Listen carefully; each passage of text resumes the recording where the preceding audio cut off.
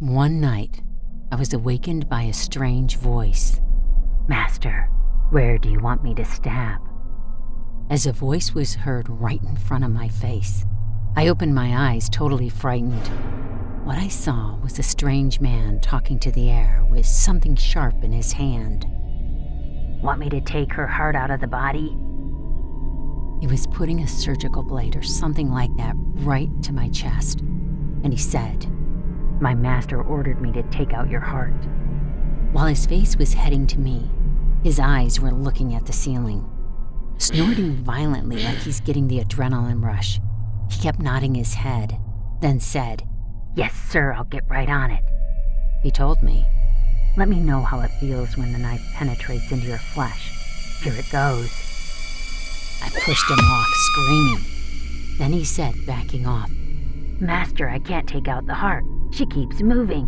What should I do now? Knock her out or kill her?" While he was talking to the air, I called 911 right away. Then he ran out of the house super fast, maybe as fast as Usain Bolt. About 10 minutes later, the police arrived, but the man was already gone. I didn't understand how he could come inside the house, though. I certainly locked the door. Was it an illusion? No. I could still smell him in my room. The smell from his mouth was totally strange, which I'd never smelled before. It smelled of blood, and also it was like he ate something rotten. Next night, I went to bed after triple checking if all the doors were locked tightly. But in the early morning, I heard that voice again. "He wants me to serve a palatable dish made with your fresh gut, kidney, eyeballs, and brain." He put the knife only about 1 centimeter away from my eyes, and he shouted into the air like, "I'm gonna poke her eyes out for you, master." At that moment, I kicked him hard, screaming, and ran away to the bathroom. Then I locked the door and immediately called the police. He followed me to the bathroom and kept shouting, "Guess how many seconds it would take until your heart stops? Would it struggle hard to beat even outside your body? What do you think?" I shouted, trembling with extreme fear in the bathroom. "Well, why don't you just count how many seconds it takes until the cops arrive?" Then he shouted back with anger, "Count 10, and then I'm gonna poke your heart out first." And then he stabbed the bathroom door like mad.